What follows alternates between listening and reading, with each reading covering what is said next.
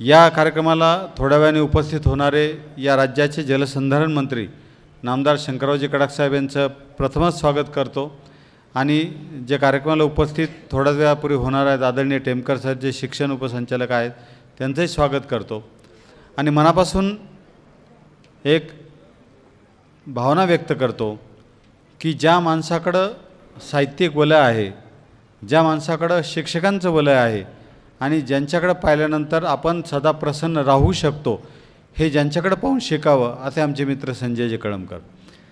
मी ज्यावेळेस या नगरीत आल्यानंतर एकांकिका स्पर्धेत भाग घेऊ लागलो, दिग्दर्शन करू लागलो, त्यावेळेस माझ्या पहिल्या एकांकिकेचं लेखन ज्यांनी केलं ते असे संजय कळमकर.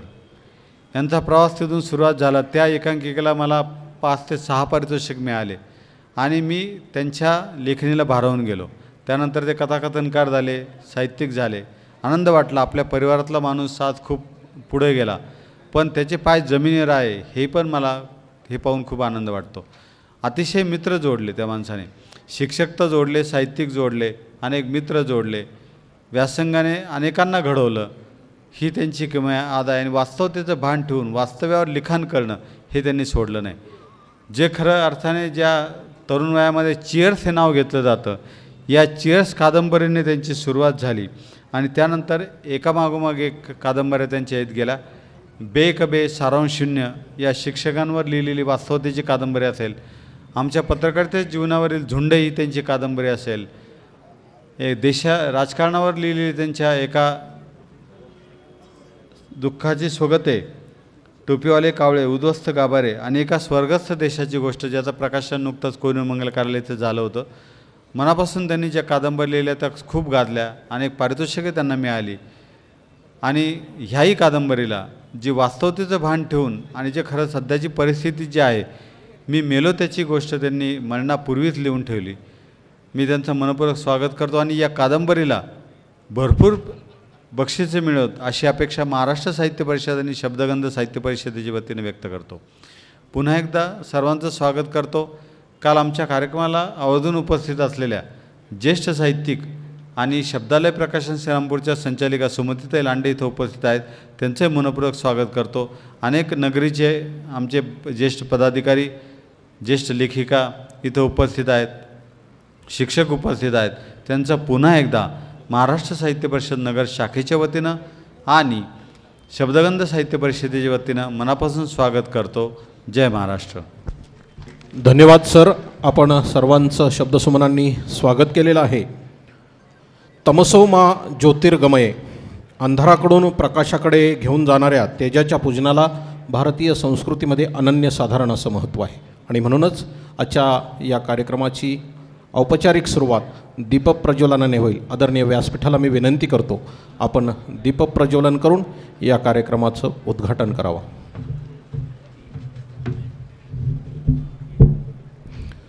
सन्माननीय ज्येष्ठ साहित्यिक रंगनाथजी पठारे सर, सन्माननीय मोहिनीराजजी गटणे, सन्माननीय सुधाकररावजी शेलार या प्रमुखांच्या उपस्थितीमध्ये हे दीपप्रज्वलन होत आहे आणि आजच्या ज्यांचं पुस्तक प्रकाशित होतं आहे ते डॉक्टर संजय कळमकर हे या ठिकाणी उपस्थित आहेत. ज्योत स्नेहाची आणि त्यागाची आज प्रज्वलित करूया, तिच्याच उजेडात उभे राहून अंधकार अज्ञानाचा दूर करूया, अंधकार अज्ञानाचा दूर करूया.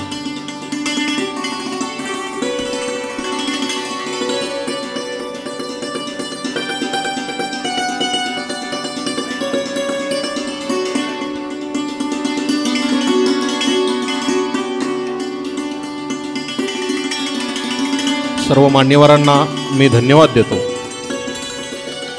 अतिथी देवो भव या उक्तीनुसार उपस्थित पाहुण्यांचा सन्मान करणं हे आपलं कर्तव्य आहे आणि म्हणूनच मी विनंती करतो माननीय रंगनाथजी पठारे यांना की आपला या ठिकाणी सन्मान केला जातो आहे, त्या सन्मानाचा आपण स्वीकार करावा. सन्माननीय अंबादासजी मंडलिक सर आणि राया आवटी सर यांना विनंती करतो की आपण व्यासपीठावर येऊन माननीय रंगनाथजी पठारे सरांचा सन्मान करावा। सन्माननीय रायाजी आवटी सर आणि अंबादासजी मंडलिक सर, आपण प्राध्यापक रंगनाथजी पठारे साहेबांचा सन्मान करावा। जवळा ते संगमनेर हा प्रवास करत असताना साहित्य क्षेत्राची मोठ्या प्रमाणात सेवा करणारे प्राध्यापक रंगनाथ पठारे यांचे सत पाटील कुलवृत्तांत, कुंठेचा लोलक, गाभ्यातील प्रकाश, चक्रव्यूह आणि ताम्रपट यासारख्या अनेक साहित्यकृती प्रसिद्ध आहेत। त्यांच्या ताम्रपट या साहित्यकृतीला महाराष्ट्र साहित्य परिषदेचा 2015चा सन्मान भेटलेला आहे। धन्यवाद।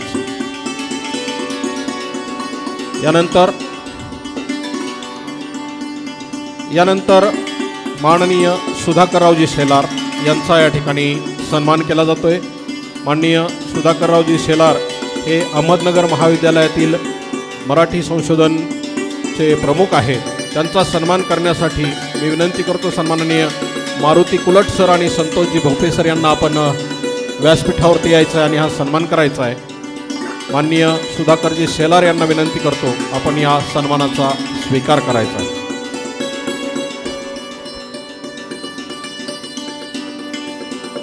सन्माननीय मारुती कुलट आणि संतोषजी भोपे सर आपल्या शुभ हस्ते माननीय डॉक्टर सुधाकर शेलार यांचा सन्मान होतोय।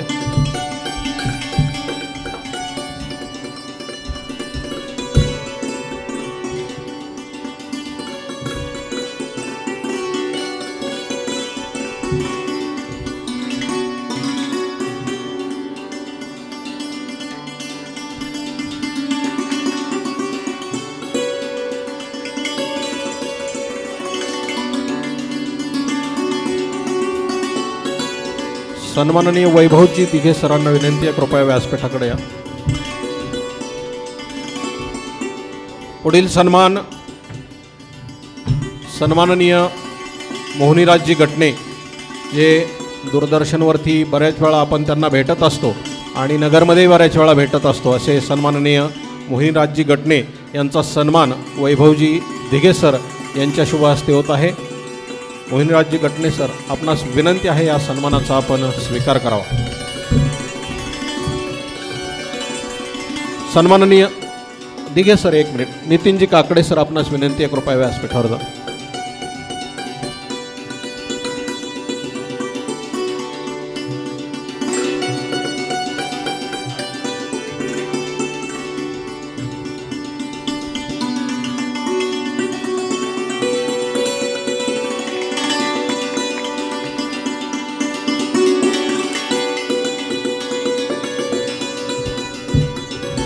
यानंतर पुढचा सन्मान शब्दालय प्रकाशन श्रीरामपूरच्या श्रीमती सुमती लांडेताई यांचा सन्मान व्यासपीठावरती केला जातोय।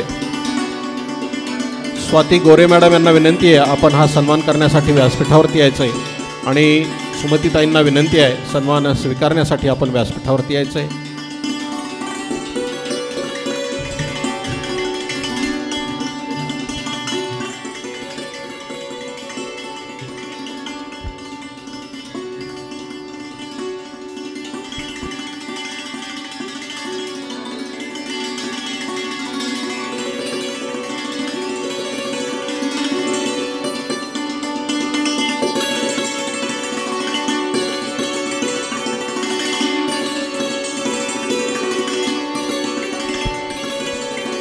धन्यवाद ताई।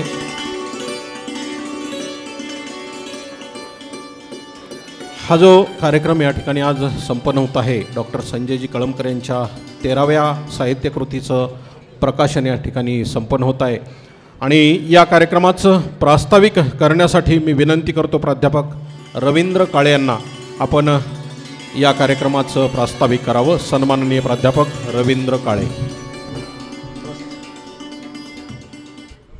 उपस्थित तमाम साहित्य रसिक, व्यासपीठावर बसलेले ज्येष्ठ साहित्यिक आणि समोरही बसलेले अनेक ज्येष्ठ साहित्यिक आणि साहित्यावरती प्रेम करणारे सर्व बंधू आणि भगिनींनो, खरं तर हा एक आजचा जो दिवस आहे तो सुवर्ण अक्षरांनी लिहावा याच्यासाठी लागणार आहे की एखादी आपत्ती ज्यावेळी येते त्या आपत्तीवरती लिखाण भरमसाठ होत असतं, परंतु प्रथमतःच विलक्षण गहन शिवाय भावविश्व व्यापून टाकणाऱ्या कादंबरीचं लेखन आपल्या मातीतून निर्माण झालेले आपल्या सर्वांचे प्रिय असे डॉक्टर संजय कळमकर सर यांना तो मान मिळाला आहे. हा मान फक्त महाराष्ट्रात नव्हे तर भारत मातीचा आहे असं मला वाटतं.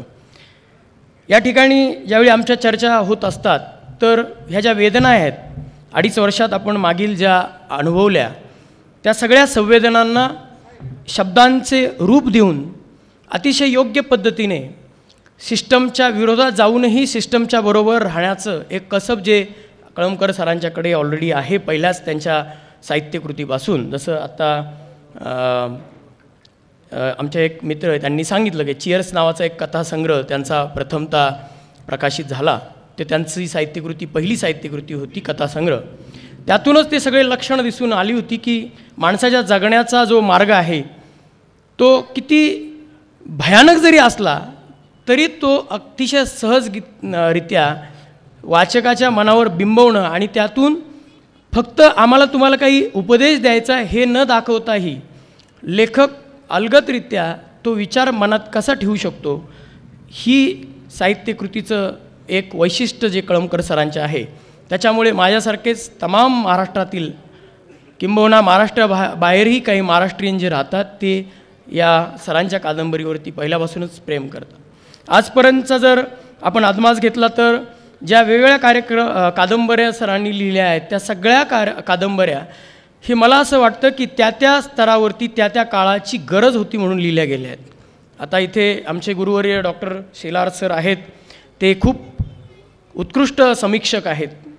त्यानंतर विज्ञाननिष्ठ असूनही भावनांना आपल्या शब्दात साकारणारे जे पठारे सर आहेत हे इथं व्यासपीठावर लाभलेले आहेत. अभिनयाने अतिशय अल्पावधीतच लोकांना वेळ लावणारे गटणे सर आहेत आणि काही अधिकारी वर्ग या ठिकाणी टेमकर साहेबांप्रमाणे आहे. आणि ह्या कादंबऱ्या फार आवडीने वाचल्या. बहुतेकदा लेखक आपल्या जवळचा आहे म्हणून कादंबरी वाचावी काय असा प्रश्न पडतो, पण हा प्रश्न असा नव्हे. मला असं वाटतं की कादंबरी प्रकाशित होण्याच्या अगोदरच कादंबरीची पुस्तकं संपतील की काय असा या ठिकाणी परिस्थिती निर्माण झालेली आहे. यावेळेसच असं झालं की कादंबरीचं प्रकाशन होतं आहे आणि मी ती अजून वाचलेली नाही आहे, परंतु मला सगळं ते कळतं आहे. त्या भावना मी समजून घेतलेल्या आहेत की 2.5 वर्षात जे भोगलं आहे आपण, जे सहन केलं आहे, दुःख आपल्या घरात, आपल्या शेजारी, आपल्या नातेवाईकात प्रसंगी समोर आपल्या दिसत होतं, त्याच्याबद्दल आपण काय प्रतिक्रिया व्यक्त करणार, कारण त्याहीपेक्षा भयानक दुःख आपण स्वतः सहन करत होतो. अशाही परिस्थितीत एक कलाकृती तयार होत राहते, ती निश्चितच भव्यदिव्य असणार आहे. इथे वैद्यकीय क्षेत्र, माणूस आणि त्याचं भावविश्व या तिघांचा एक अशा प्रकारची एक अनुमान निर्माण करण्यात आलेला आहे की त्या अनुमानाने निश्चितपणे आपण सर्वांना चिंतन करावं लागणार आहे की येणाऱ्या उद्याच्या काळामध्ये, कारण ह्या घटना थांबणार नाही आहेत, त्या अशाच चालू राहणार आहेत. तर या कादंबरीतून माणूस मेल्यानंतरही तो उरतोच ना, त्या विचारांचं, त्या सगळ्या भावनांचं, अपेक्षांचं, स्वप्नांचं त्या ICUच्या हॉलमध्ये तो गेल्यानंतर काय होत असेल हा प्रश्न लेखकालाच पडू शकतो, आणि तेही फक्त कळमकर सरांसारख्या लेखकाला. आणि विनोदाच्या अंगाने सुद्धा गंभीर गोष्ट माणसाच्या मनाच्या अगदी सेरेब्रमवरती बिंबवणं हे बऱ्याचदा लेखकांना जमल्यासारखं वाटतं, परंतु ते फक्त जमतं कळमकर सरांना असं मला वाटतं. आणि या कादंबरीमध्ये जो वैद्यकीय क्षेत्राबद्दलचा एक आढावा घेण्यात आला आहे की त्यांनीसुद्धा किती माणूस पण तिथं टिकवलं, परंतु कधीकधी त्यांच्याकडूनही अलगदरित्या माणूस पण कसं सुटत गेलं याचा अतिशय अचूक वेध सरांनी आपल्या कादंबरीत घेतला आहे.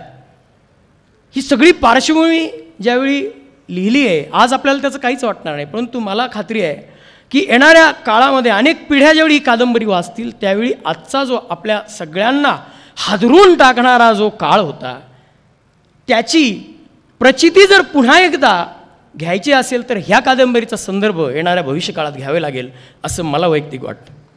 असो, या ठिकाणी प्रस्तावना डॉक्टर संजय कळमकर सर यांच्या कादंबरीबद्दल देणं म्हणजे ताजमहल किती सुंदर आहे असं सांगण्यासारखंच आहे असं मला वाटतं.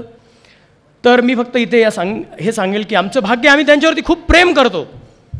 ते खूप छान दिसतात म्हणून नव्हे, तर ते खूप छान लिहितात म्हणून, आणि पहिल्यापासूनच करतो. मी असेल, आमचे प्राध्यापक मित्र प्राध्यापक विजय कांडके सर असतील, जोशी सर असतील, आमची पूर्ण इथे अकॅडमीची टीम आहे इथे.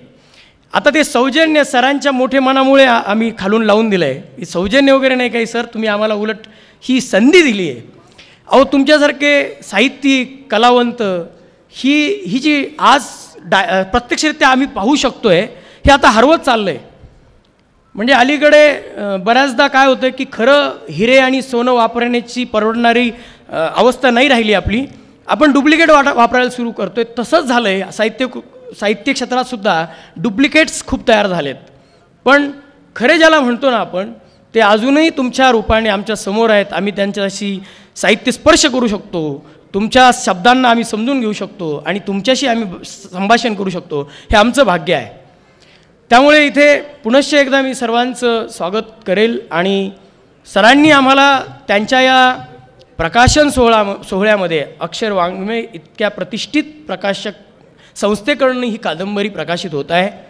या सोहळ्यामध्ये KKJ सायन्स अकॅडमी जी नीटसाठी काम करते, खरं तर एखाद्या उच्च दर्जाच्या या व्यासपीठावरती कुठल्याही प्रकारची जाहिरात करणं चुकीचं असतं. पण जाहिरात जर नैतिक असेल तर मला असं वाटतं, आणि व्यासपीठाचा दर्जा तिनं कमी होण्याचं कारण नाही. तर आम्ही या कादंबरीमध्ये निश्चितच डॉक्टर्सचा रोल किती महत्त्वाचा होता हे कळमकर सरांनी आपल्या अचूक शब्दांनी इथे बिंबवलं आहे. परंतु निश्चितच जसं शिक्षकांचे, कोचिंगचे सुद्धा काही काळे कंगोरे आहेत, त्याबद्दलही सर लिहिणार आहेत. त्यांनी मला कालच सांगितलं आहे. मी आता तुमच्याकडं पण घसरणार आहे असं ते म्हटले, येणार आहे. तर त्या ज्या दुसऱ्या शेड्स असतात त्यासुद्धा मांडल्यात. परंतु आपल्या सर्वांना माहीत असेल की आज डॉक्टर्सची भूमिका किती महत्त्वाची आहे. आणि आमचं हे भाग्य आहे नगर जिल्ह्यामध्ये की मी ॲम्बिशनच्या माध्यमातून किंवा आता KKJच्या माध्यमातून, मी असेल, कांडके सर असेल, जोशी सर असेल, आम्ही गेल्या 20 वर्षापासून मेडिकलला मुलं जाण्यासाठी अविरतपणे रात्रंदिवस कष्ट घेतो आहोत. तर या निमित्ताने मी आपणा सर्वांसमोर हे सांगेल की मी मेलो त्याची गोष्ट जर आपणा सर्वांना निश्चितच ते कथानक कादंबरी आवडणारच आहे. परंतु ती आवडून चालणार नाही, तर त्याबद्दल आपल्याला चिंतन करावं लागेल, मनन करावं लागेल. विद्यार्थ्यांनी मेडिकल फील्डमध्ये का जावं याची उत्तरं सगळ्यांना मिळालीत. आता मेडिकल फील्ड का गरजेची आहे, तर माणसाला वाचवण्यासाठी गरजेची आहे. आणि नुसती मेडिकल फील्ड अशी तशी असून चालणार नाही. या ठिकाणी मंत्री महोदयांचं आगमन होत आहे. मी त्यांचं या ठिकाणी स्वागत करतो आहे. सगळ्यांनी टाळ्यांच्या गजरात त्यांचं स्वागत करावं. त्याची गोष्ट या कादंबरीचं आपण सर्वांनी वाचन करावं आणि त्यातून चिंतन करावं. या ठिकाणी मला प्रास्ताविक करण्याची संधी दिली त्याबद्दल मी पुन्हा एकदा आपल्या सर्वांचं धन्यवाद मानेन. डॉक्टर संजय कळमकर सर यांच्या भावी आयुष्याला अशाच प्रकारचा साहित्यिक लौकिक निश्चितपणे प्राप्त होणारच आहे. त्याचबरोबर त्यांचं सहवास आपणा सर्वांना लाभतो आहे, आपलं भाग्य आहे. मी फक्त या ठिकाणी 2 वाक्य आमच्या अकॅडमीबद्दल सांगेन. KKJ सायन्स अकॅडमी मुलांना डॉक्टर होण्यासाठी प्रयत्न करते आणि त्या अगोदर मुलांना माणसं घडवण्यासाठी प्रयत्न करते. तर लातूर, नांदेड किंवा कोटा या ठिकाणी जाऊन परत पुन्हा रिपीट करण्यापेक्षा आम्हाला फिजिक्स, केमिस्ट्री, बायोलॉजी नीटच्या माध्यमातून शिकवण्याची आपण संधी द्यावी. आणि आम्ही आमचं कर्तव्य अतिशय तत्परतेने पार पाडतो आहोत. तुम्हाला रिझल्ट आम्ही दिलेले आहेत आणि इथून पुढेही देऊ अशी या ठिकाणी ग्वाही देतो. आणि मला प्रास्ताविक करण्याची संधी मिळाली KKJ science academy, ambition biology academy आणि आमच्या तमाम विद्यार्थी आणि पालकांकडून आम्ही कळमकर सरांना खूप शुभेच्छा देतो. आपणा सर्वांचे धन्यवाद मानतो. जय हिंद, जय महाराष्ट्र. धन्यवाद सर. आपण या ठिकाणी आपल्या प्रास्ताविकातून संपूर्ण या सरांच्या कार्याचा उल्लेख केलात. धन्यवाद. सन्माननीय शंकररावजी गडाख साहेब यांचं या ठिकाणी आगमन झालेलं आहे आणि त्यांचा सन्मान आपण या ठिकाणी घेतो आहे. डॉक्टर संजय कळमकर सर यांच्या हस्ते हा सन्मान केला जाईल. आदरणीय गडाख साहेबांना विनंती करतो की आपला जो सन्मान होतो आहे त्याचा आपण स्वीकार करावा. सन्मान यानंतर ज्या अक्षरवाङ्मय प्रकाशनाने हे पुस्तक प्रकाशित केलेलं आहे त्या अक्षरवाङ्मयचे सन्माननीय बाळासाहेब घोंगडे यांचा या ठिकाणी सन्मान केला जातो आहे. सन्मान करण्यासाठी मी विनंती करतो सन्माननीय किशोरजी हरदे आणि रघुनाथ डॉक्टर संजय कळमकर यांची मराठी भाषा समितीवर महाराष्ट्र राज्याच्या भाषा समितीवर अशासकीय सदस्य म्हणून निवड झाली. त्याबद्दल महाराष्ट्र साहित्य परिषद नगर शाखेच्या वतीनं त्यांचा सन्मान केला जातो आहे. सन्माननीय श्री किशोरजी मरकड आणि साहित्य परिषदेचे पदाधिकारी यांना विनंती करतो की महाराष्ट्र साहित्य परिषदेच्या वतीनं हा जो सरांचा सन्मान केला जातो आहे त्यासाठी आपण व्यासपीठावर यावं. सरांना विनंती आहे की महाराष्ट्र साहित्य परिषदेच्या वतीनं होणाऱ्या सन्मानाचा स्वीकार करावा. प्रमुख कार्यक्रमासाठी आपण या ठिकाणी जमलेलो आहोत. तो पुस्तक प्रकाशन सोहळा आता या ठिकाणी संपन्न होत आहे. आदरणीय व्यासपीठाला मी विनंती करतो की डॉक्टर संजय कळमकर यांच्या या 13व्या साहित्यकृतीचं आपण प्रकाशन करावं. नामदार शंकररावजी गडाख साहेब, सन्माननीय रंगनाथजी पठारे सर, सन्माननीय मोहिनीराजजी गटणे सर, सन्माननीय सुधाकररावजी शेलार सर, सन्माननीय किशोरजी मरकर सर आपण पुस्तक प्रकाशन करावं. आणि उपस्थित साहित्य रसिकांना विनंती करतो जोरदार टाळ्यांनी आपण या पुस्तकाचं स्वागत करावं. अगदी वास्तववादी लेखन करून सरांनी या पुस्तकात कोरोना काळात जी परिस्थिती निर्माण झाली होती तिचं विवेचन विनोदी बुद्धीनं केलेलं आहे. निश्चितपणे ही साहित्य मेजवानी आपल्यासाठी मोलाची ठरेल. या कार्यक्रमात थोडासा बदल करून माननीय नामदार शंकररावजी गडाख साहेब यांना इतरही काही कार्यक्रमांची घाई असल्यामुळे मी विनंती करतो त्यांना कृपया आपण व्यासपीठावरती आपलं मनोगत व्यक्त करावं आणि या पुस्तकास आणि डॉक्टर कळमकर सरांना शुभेच्छा द्याव्यात. नामदार शंकररावजी गडाख साहेब.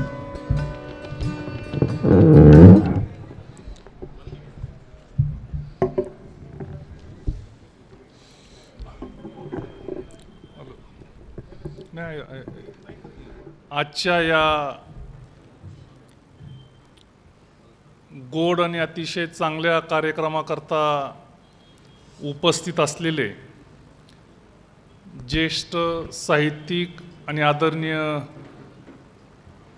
यशवंतरावजी गडाख साहेब यांचे परममित्र सहकारी माननीय प्राध्यापक रंगनाथजी पठारे साहेब, त्याचबरोबर व्यासपीठावर उपस्थित असलेले माननीय मोहिनीराज गटणे, उपस्थित असलेले प्राध्यापक डॉक्टर सुधाकररावजी शेलार, श्रीमती सुमितीताई लांडे, आमचे मित्र सहकारी माननीय किशोरजी मरकड, कल्याणरावजी ठोंबरे, दशरथराव खोसे आणि ज्यांच्या पुस्तकाचं प्रकाशन आज आमच्या सर्वांच्या हस्ते झालं ते आमचे मित्र डॉक्टर संजयराव कळमकर सर.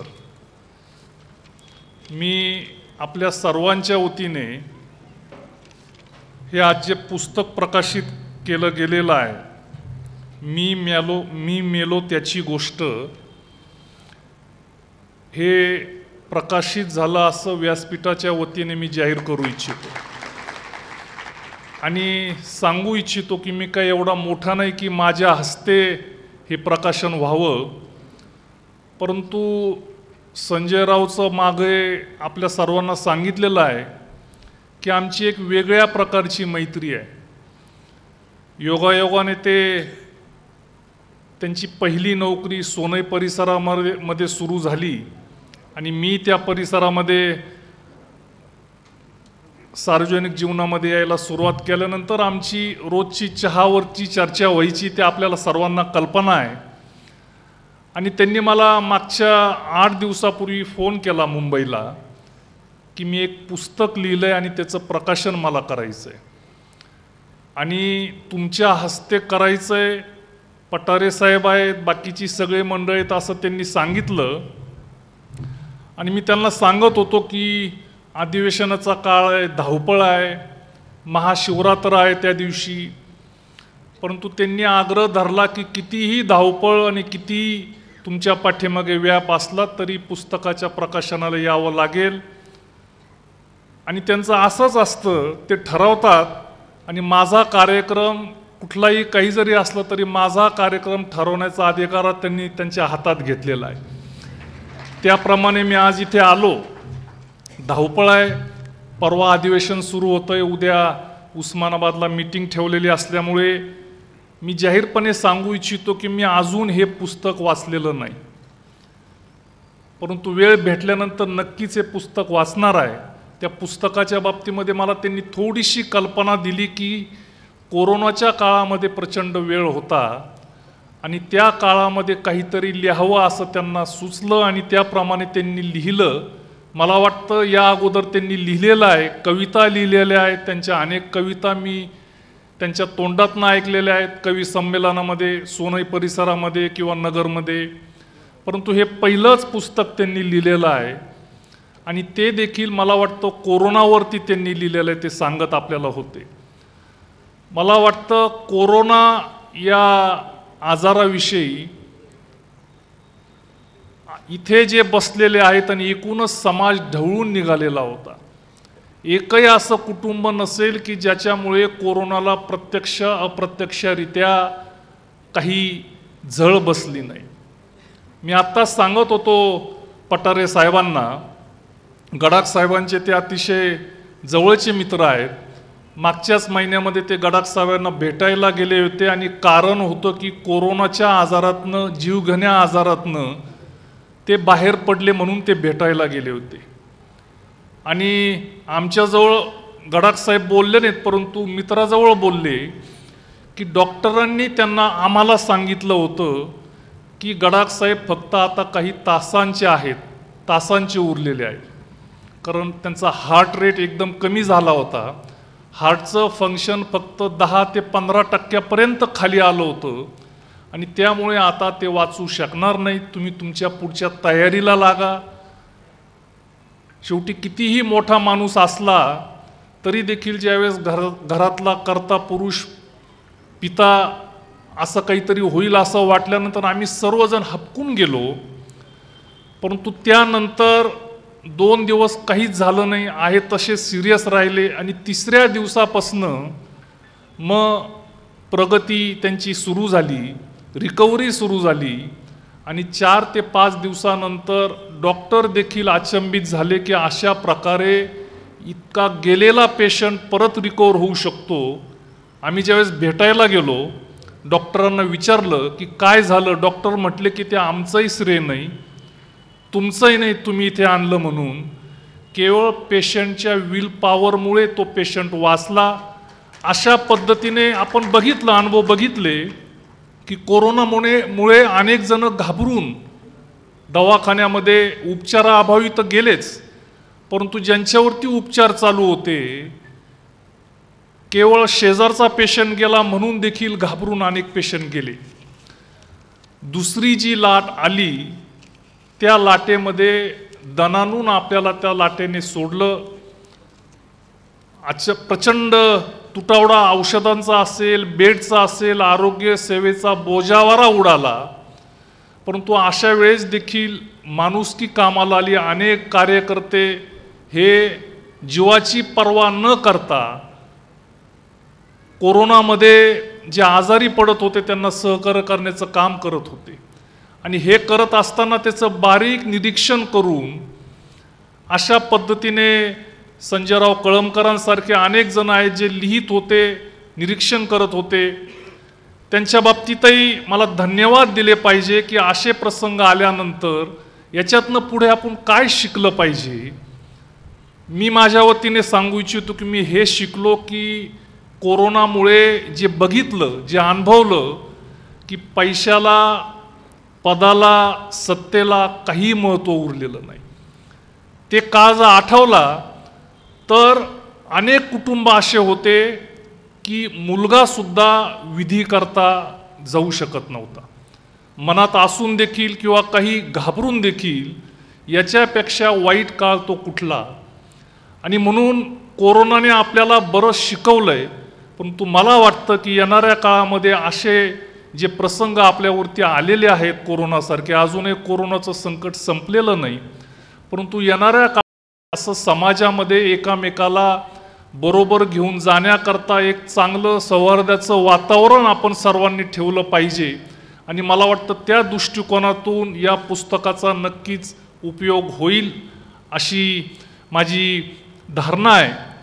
परत एकदा मी संजयरावजी कळमकर यांना मनापासून शुभेच्छा देऊ इच्छितो की त्यांनी हे पुस्तक लिहिलं आहे. पुढे देखील त्यांनी लिहित राहावं, चांगलं लिहित राहावं.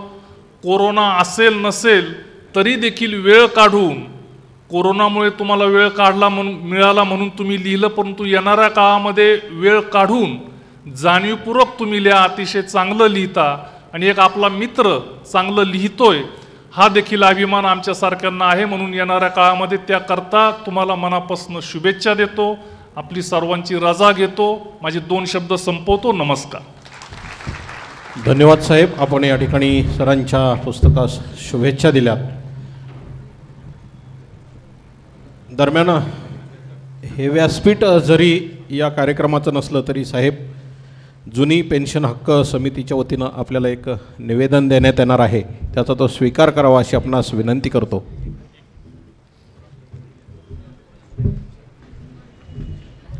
जुनी पेन्शन हक्क समिती यांच्या वतीनं साहेबांना एक निवेदन देण्यात येते.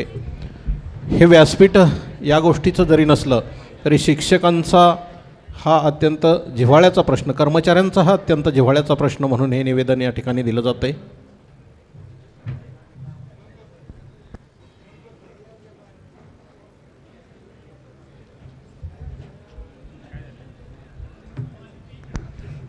धन्यवाद साहेब, धन्यवाद.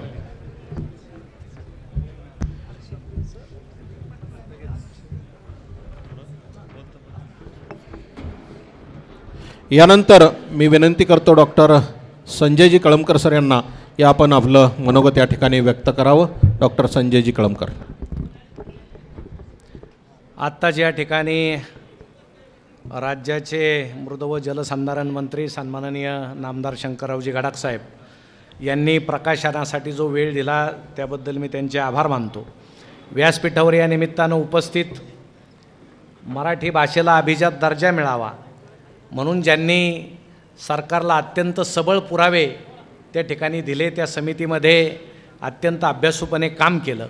एक ज्येष्ठ साहित्यिक ज्यांना साहित्य अकादमीचा पुरस्कार मिळालेला आहे आणि साहित्य क्षेत्रामध्ये सर्वात मानसन्मान ज्या साहित्यिकांमध्ये आहे त्या पहिल्या रांगेतले साहित्यिक म्हणून ज्यांची गणना होते असे आदरणीय रंगनाथ पठारे सर.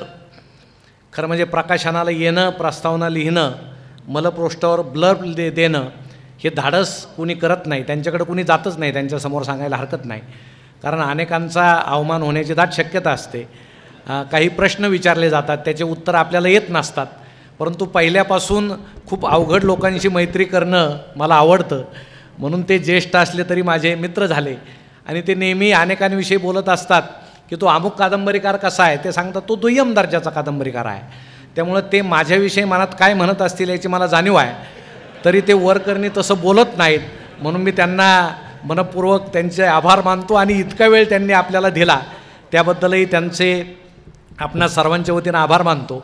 नगर कॉलेजचे मराठी संशोधन विभागाचे प्रमुख आणि ज्येष्ठ समीक्षक सुधाकरजी शेलार इथं आहेत. कोणाला फारसं चांगलं म्हणू नये अशी त्यांची वृत्ती आहे, समीक्षकाची असतेच, त्यामुळं त्यांनी मलाही म्हणावं असं काही नाही, परंतु दोष काढणारे लोक पाहिजेच. मुलगा झाल्यानंतर गल्लीतल्या सगळ्या बाया आपण जमा करतो पाहायला, त्यात सगळ्यात चांगलं म्हणणाऱ्या नको. एखादी जाताना कुजबुजते, डोळा जरा तिरळा दिसतोय वगैरे, तर असेही लोक पाहिजे म्हणून त्यांना या ठिकाणी बोलवलेलं आहे. किशोरजी मरकड आहेत मसापचे अध्यक्ष आणि ज्यांना आपण दूरदर्शनवर अनेक मालिकांमध्ये पाहता की दूरदर्शनवर फार गरीब बापाचं काम त्यांना नेहमी मिळत असतं, म्हणजे चरित्र, पण ते मुळात ते तसे नाहीत, ते फक्त मलाच माहीत आहे. शूटिंगमध्ये ते होते पण ते म्हटले मी येतो, कारण आमचं नेहमीचं मित्रत्वाचं नातं आहे. कोरोनाच्या काळामध्ये जे अनेकांनी अनुभवलं, अनेकांचे फोन आले अनेकांना बेड मिळत नव्हते, अनेकांचे वाईट अनुभव आले, काहींच्या घराला कुलपं लागले, म्हणजे घर उघडलं गेलं नाही असं इतकी वाताहत झाली. त्या काळामध्ये लिहिलेली ही कादंबरी आहे एक शेतकऱ्याचा मुलगा. त्याच्या भोवताली हे सगळं. आणि आपण खाजगीमध्ये जे बोलतो डॉक्टरांच्या बाबतीमध्ये ते याच्यामध्ये बऱ्यापैकी, कारण आपण खाजगी कुठवर बोलावं असं म्हटलं जातं की साहित्यानं सत्याच्या जवळ गेलं पाहिजे. कुठंतरी सत्याच्या जवळ जाण्याचा प्रयत्न हा आहे. अनेक डॉक्टरांनी खूप चांगलं काम केलं, पण अनेकांनी वेगळ्या पद्धतीनं काम केलं की पुन्हा त्यांना पेशंट आला नाही तरी चालेल आयुष्यभर, असं काम त्यांनी करून ठेवलं. असे सगळे प्रकार आहेत. आपल्याला अनेकांना वाईट अनुभव आले. आमच्या काही मित्रांनी सांगितलं की त्यांनी फार विनोदी पद्धतीनं हे सगळं लिहिलेलं आहे, कारण याच्या आधी विनोद सोडून आपण काही केलेलंच नाही. परंतु हा विषय विनोद करण्यासारखा नव्हता, परंतु आता मागचा प्रभाव तसाच आहे. म्हणून या कादंबरीत फारसं त्या दृष्टीनं कोणी डोकावू नका. त्या नायकालाच कळत नाही काय चाललं आहे, त्यामुळं अनेक विसंगत गोष्टी त्याच्या डोक्यामध्ये येतात.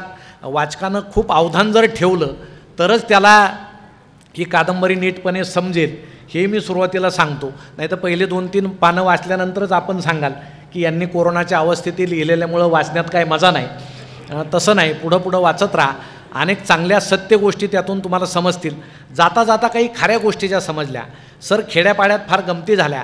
प्लेगच्या काळामध्ये सुद्धा पुण्यात अशी अफवा पसरली होती की टिळकांनी गणपतीला सार्वजनिक उत्सवाचं स्वरूप दिलं म्हणून गणपती रागावला आणि त्यानं त्याच्या वाहनाकरवी प्लेग पसरवला, म्हणजे उंदराकरवी. असं प्लेगच्या काळामध्ये अंधश्रद्धा होती. या काळातही अनेक अंधश्रद्धा तशा होत्या. आमच्याच नातलगाच्या बाबतीत ज्यावेळेस ते बँकेतून पैसे काढायला गेले, शेजारीच रांग होती, कोरोना टेस्ट करायची, आणि ते त्या रांगेत उभे राहिले चुकून, आणि त्यांची कोरोना टेस्ट झाली. आणि मग एक जण म्हटलं की तुझ्या नाकात कोरोनाचं औषध सोडले, तुला आता कोरोना होणारच नाही. आणि त्यांना ते खरं वाटलं. मग जाताना ते सगळ्या माळ्यात जाताना जेवढे घरामध्ये भेटले त्या प्रत्येक घरात जाऊन सांगायचे कोरोनाचं औषध आलं आहे, तुम्ही नाकात टाकून या. मग इतकं चांगलं आपल्याला सांगतायत म्हणून अनेकांनी त्यांना चहा पाजला, पाहुणचार झाला, आणि दुसऱ्या दिवशी त्यांची टेस्ट पॉझिटिव्ह आली. आणि मग त्या घराघरात काय झालं असेल, त्यांना चहा पाजलेल्या कपबशासुद्धा लोकांनी फेकून दिल्या. म्हणजे अशा थोड्या थोड्या गमती खऱ्या घडलेल्या त्यामध्ये आहेत. एका तालुक्यामध्ये आता शिक्षकांकडे आरोग्य कर्मचाऱ्यांना टार्गेट दिलं होतं, 300 टेस्ट रोज झाल्याच पाहिजे. इतके माणसं आणायची कुठून? 100 टेस्ट व्हायच्या, 300 नाही केल्या तर नोटिसा यायच्या. म्हणून खोटे नावं टाकून टेस्ट करायचे. एका शिक्षकानं त्यांच्या सासऱ्याचं नाव टाकून दिलं मोबाईल नंबरसहित, आणि अजिबात काही स्वॅप वगैरे काही घेतला नाही. तशीच ती लांबलचक नळी पाठवून दिली आणि ते पॉझिटिव्ह आले. आणि मग ते म्हटले मी जर काही दिलंच नाही टेस्टसाठी तर मी पॉझिटिव्ह कसा आलो?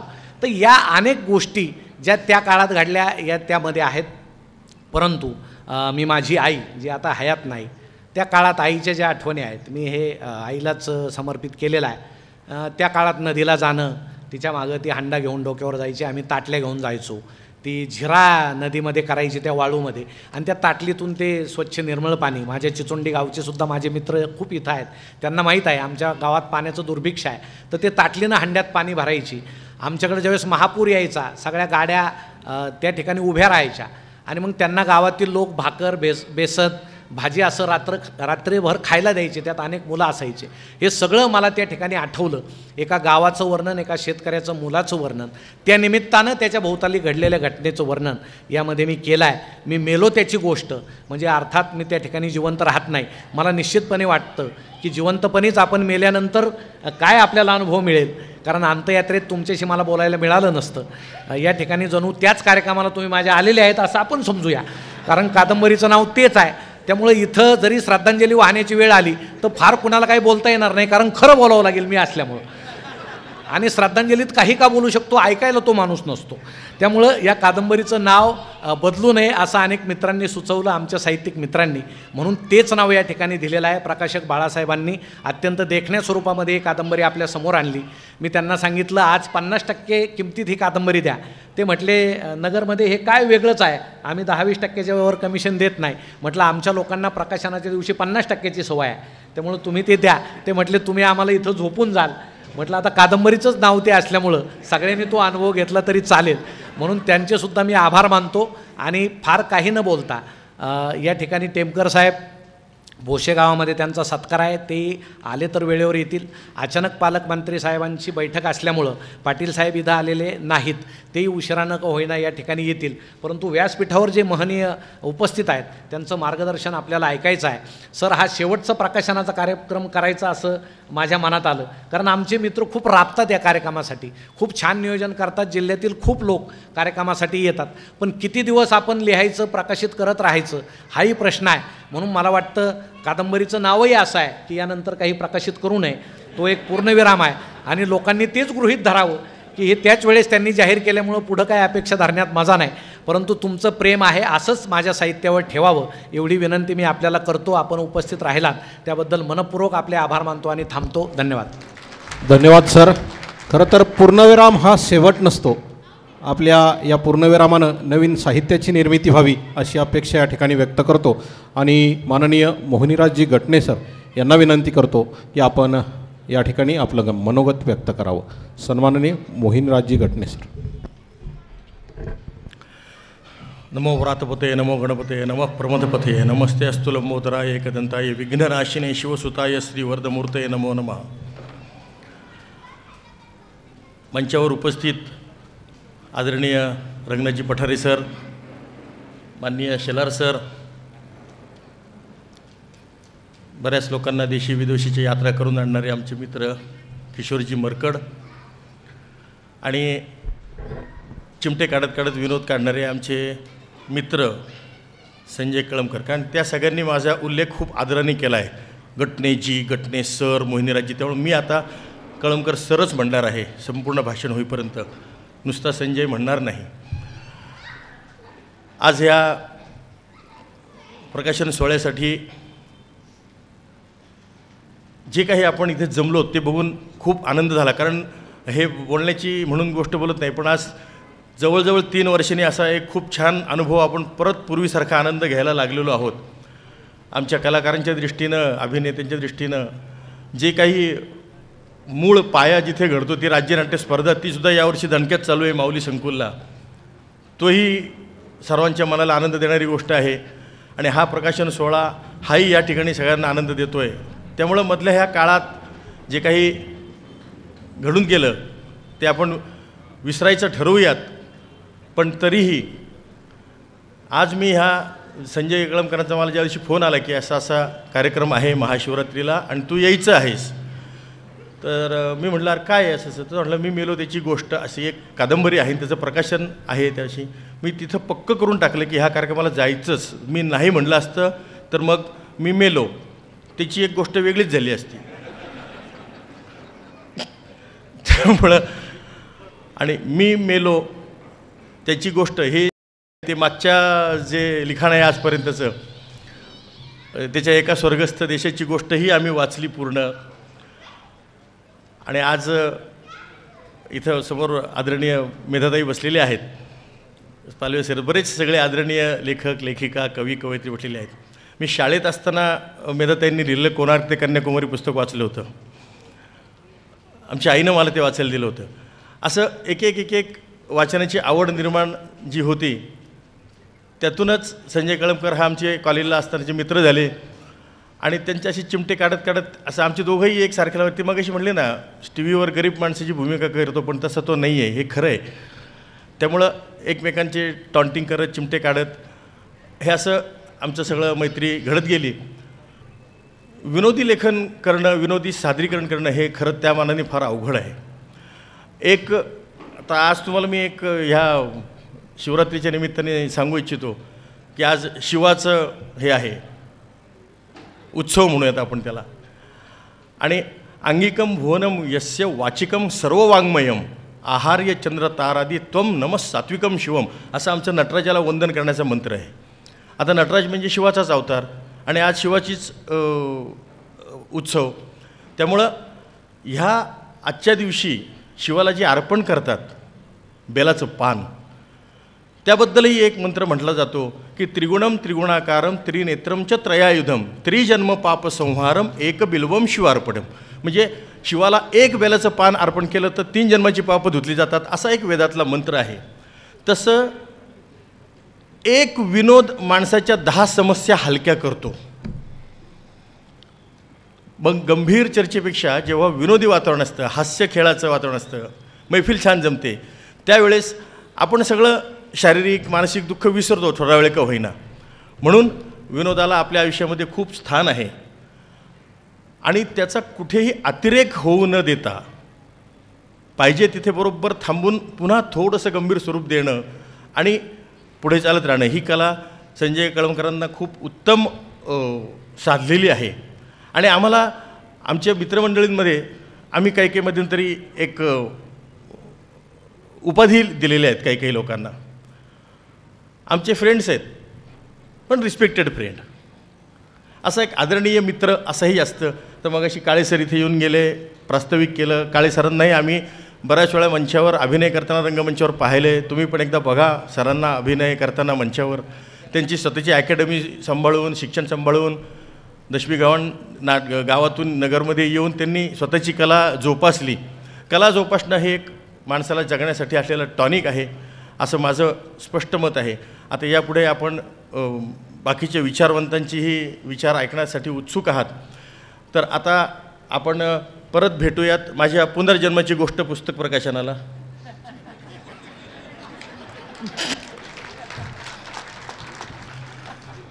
हो, अजून आपले भोग संपलेले नाही आहेत, हे पुनर्जन्म.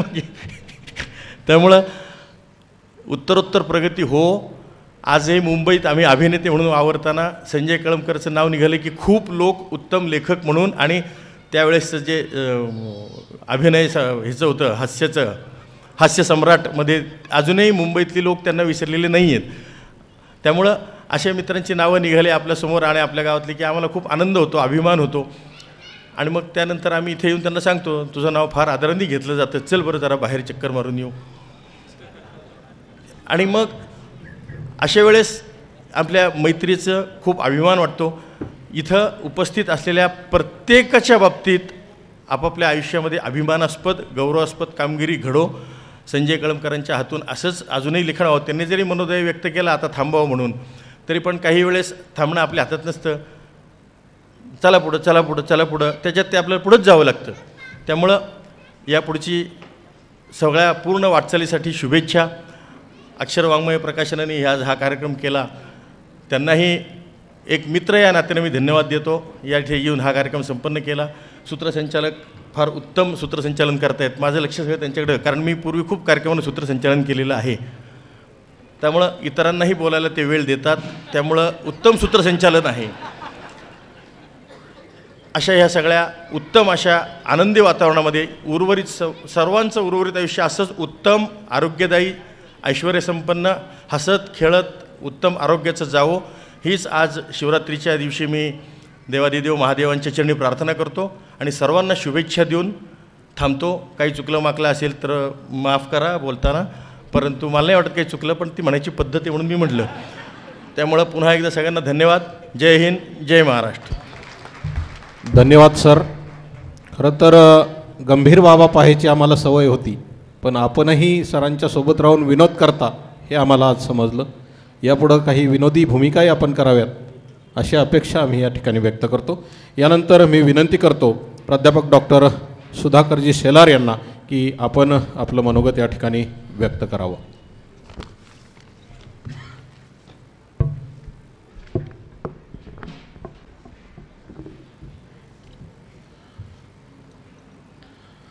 नमस्कार.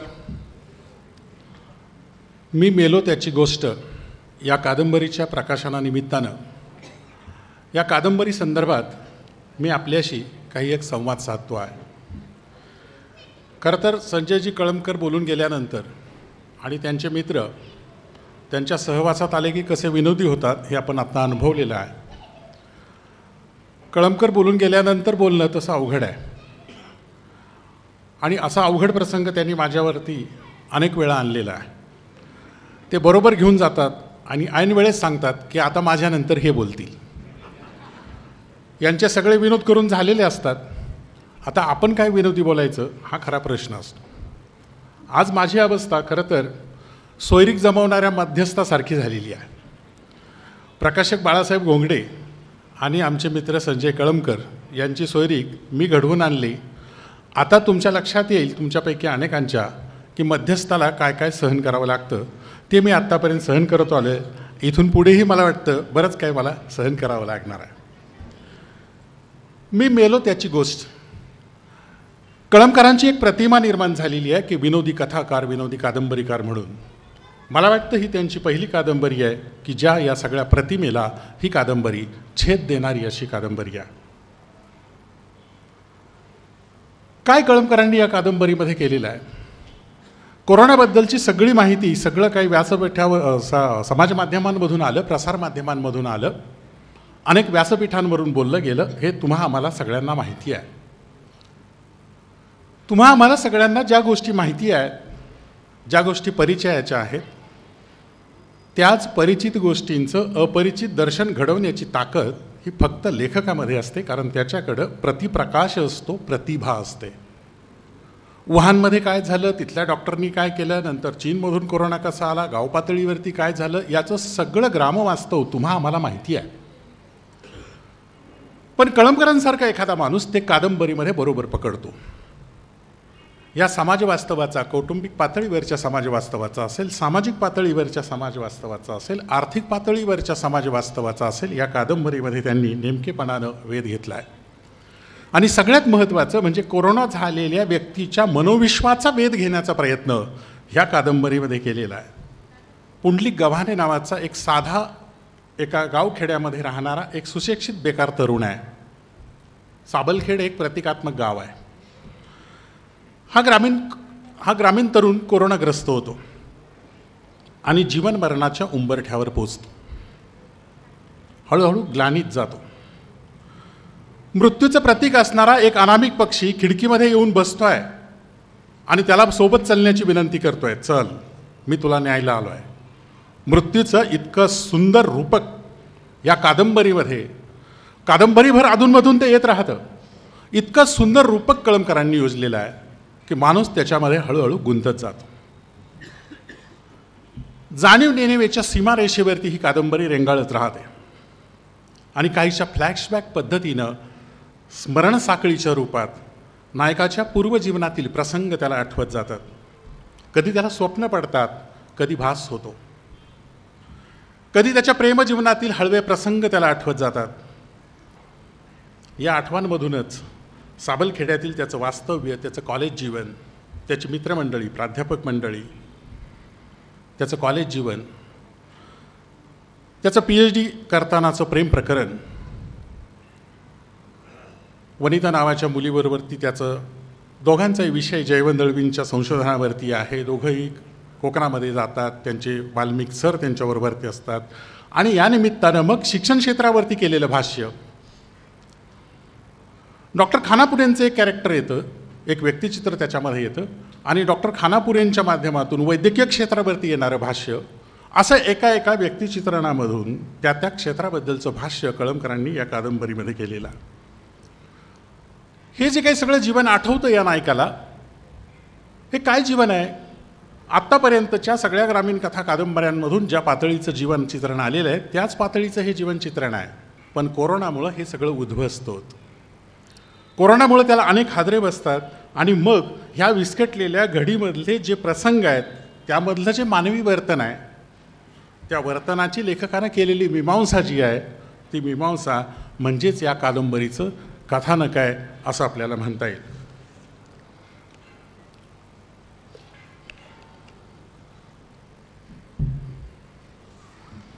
परदेशात निपजलेला हा कोरोना गावखेड्यापर्यंत कधी येतो, कसा येतो? गावखेडे आत्मविश्वासात असतात की हा कोरोना काय आपल्यापर्यंत येत नाही, तो फक्त मोठ्या लोकांचा आहे, फक्त शहरातल्या लोकांचा आहे, श्रीमंत लोकांचा आजार आहे. पण तो गावखेड्यापर्यंत कसा पोहोचतो हे गावालासुद्धा कळत नाही आणि मग सरकारला लॉकडाऊनचा निर्णय घ्यावा लागतो. औषधांची कुठलीही निश्चिती झालेली नाही, उपचार पद्धती निश्चित झालेली नाही. अशा एका समस्येला तोंड देत असताना माणूस कसा अंतर्बाह्य उद्ध्वस्त होत जातो त्याचं चित्रण ह्या कादंबरीमध्ये कळमकरांनी अतिशय सुंदर रीतीने मांडलेलं आहे. कोरोनाची उत्पत्ती, स्थिती, वाटचाल, त्याच्यावरच्या उपचार पद्धती. या कोरोनाच्या समस्येला काही लोकांनी चांगला प्रतिसाद दिला. मगाशी कळमकरांनी उल्लेख केला तसा अनेक डॉक्टरांनी अहोरात्र जागत आणि इतर जे काही आरोग्य कर्मचारी होते त्यांनी सेवा केली आणि काहींनी मात्र हा लुबाडणुकीचा धंदा सुरू केला. तसंच काहींनी कोविड सेंटर हे समाजसेवेसाठी म्हणून काढलं, त्याचंही प्रतिबिंब याच्यामध्ये येतं. आणि काहींनी चारा छावणी आणि कोविड सेंटर याच्यामध्ये कुठलाही फरक पाळला नाही. चारा छावणीसारखंच कोविड सेंटरमध्येही लूटमारीचे धंदे सुरू केले, त्याचंही चित्रण, सुष्ट आणि दुष्ट अशा दोन्हीही प्रवृत्तींचं चित्रण समतुल्य अशा पातळीवरती ह्या कादंबरीमध्ये आलेलं आपल्याला दिसतं. थोडंसं आता वाङ्मयीन मूल्याबद्दल बोलतो. ह्या कादंबरीच्या निवेदनासाठी त्यांनी जे काही प्रथमपुरुषी निवेदन वापरलेलं आहे, मला वाटतं हे फार महत्त्वाची गोष्ट आहे. कारण कोरोना झालेला माणूस स्वतःचे अनुभव सांगतो आहे. आपल्यापैकी सुद्धा आता इथे बसलेल्यापैकी 70-75% लोक त्यातून गेलेले आहेत आणि आपण तो अनुभव घेतलेला आहे. पण तो आपल्याला शब्दबद्ध करता येईलच असं नाही. तो इथे करण्याचा प्रयत्न कळमकरांनी केलेला आहे.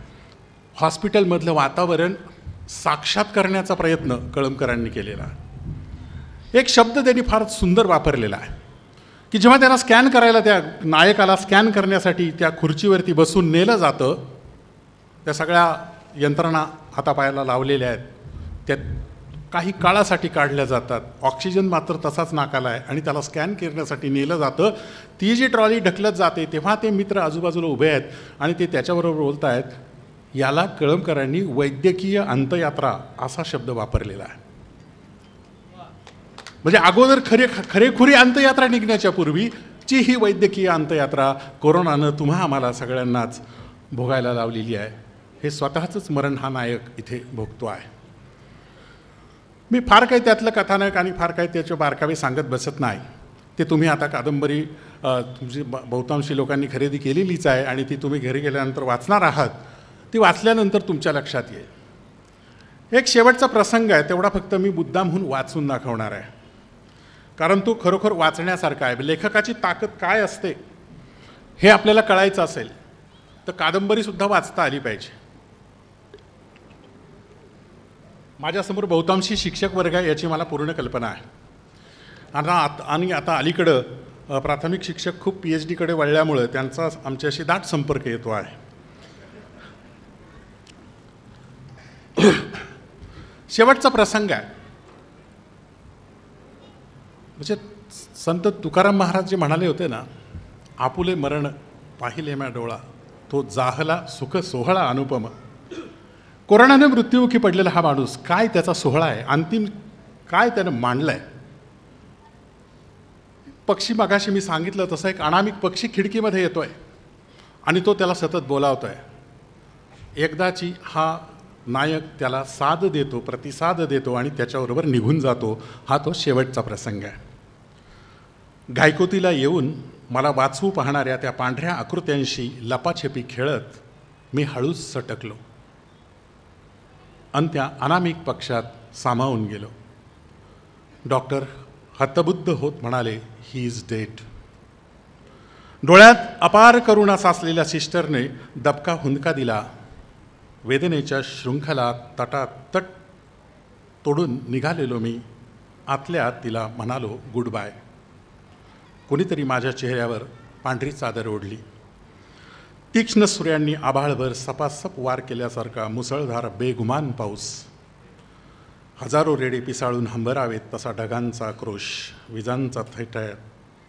मी मुक्त. काळ्या भुऱ्या तपकिरी चोचीच्या अनामिक पक्षाबरोबर. त्याने पंख पसरले, उंच झेप घेतली. हॉस्पिटलच्या सर्वात वरच्या मजल्यावरून समोर जाताना माझं लक्ष खिडक्यांच्या तावदानाकडे गेलं. डॉक्टरांचं निवासस्थान.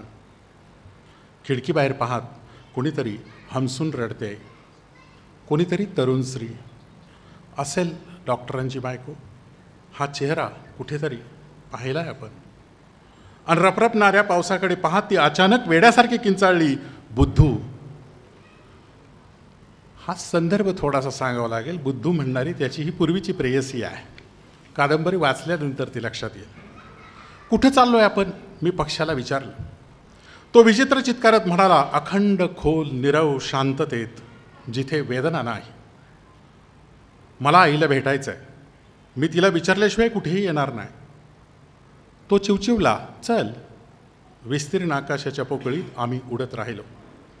अरे, हे ओळखीचं ठिकाण, पावसानं भिजलं तरी कोरडं शुष्क वाटणारं रान, पिवळ्या फुलांनी हडकलेली काळी बाभळ, त्याखाली गुडघ्यात तोंड खुपसून चिंब भिजत बसलेला कोणीतरी, फाटक्या बंडीचा असहाय्य भोळा बाबडा, ओढा, चौक, मंदिर, स्टँड, दुकानावरची माडी, निमुळती गल्ली, कुचंबलेलं घर, पत्रे उडू नयेत म्हणून त्यावर मोठे मोठे काळे पत्तर ठेवलेले भेगाळलेला ओटा, समोरच पडका वाडा. मी आईला पाहायला आतुर झालो. पक्षी घराच्या मोडक्या खिडकीच्या गजावर बसला, म्हणाला, आईला पाहून घे. घरात गर्दी, माझा फोटो, ताजा हार घातलेला, शेजारी आई, तिच्याही फोटोला हार, सुकलेला. मी हंबरडा फोडला, आतल्या आत गुदमरून गेला जीव. पक्षी म्हणाला, चल. दाट काळ्या कभिन्न आभाळात वीज कडाडली, आसूड ओढल्यासारखी लक्कन लाल जर्द रेषा उमटली. तिला पकडून अनंताचा प्रवास सुरू झाला. अशीही मी मेलो त्याची गोष्ट कळमकरांनी रंगवलेली आहे. निवेदनात नायकाच्या ह्याच्या स्मरणसाखळीचा तुटक तुटक असा प्रयोग कळमकरांनी केलेला आहे. तो खरंच मराठी कादंबरीला, फक्त याच कादंबरीला नव्हे, एकूण मराठी कादंबरीला उंचीवर घेऊन जाणार आहे. पुढे आणखी 20-25 वर्षानंतर, 50 वर्षानंतर जेव्हा मराठी साहित्याचा इतिहास लिहिण्याची वेळ येईल आणि कोरोना काळाच्या साहित्याचा किंवा कोरोना संदर्भातील साहित्याचा शोध घेतला जाईल, तेव्हा मराठी साहित्याच्या इतिहासाला या कादंबरीची नक्कीच नोंद घ्यावी लागेल याची खात्री आहे. एवढंच बोलतो आणि थांबतो. आणि मी मेलो त्याची गोष्ट जरी कळमकरांनी लिहिली असली तरी अजूनही त्यांना बरंच काही लिहायचं आहे. आणि कदाचित हा त्यांच्या जीवनाचा दुसरा टप्पा सुरू होईल. दुसऱ्या टप्प्यामध्ये सुद्धा जीवनाचं वेगळं आकलन ते निश्चितपणानं मांडणार आहेत, मांडतील आणि आपल्यासाठी ते आवश्यकही असेल. त्यांच्या भावी वाटचालीला शुभेच्छा देतो आणि थांबतो. धन्यवाद.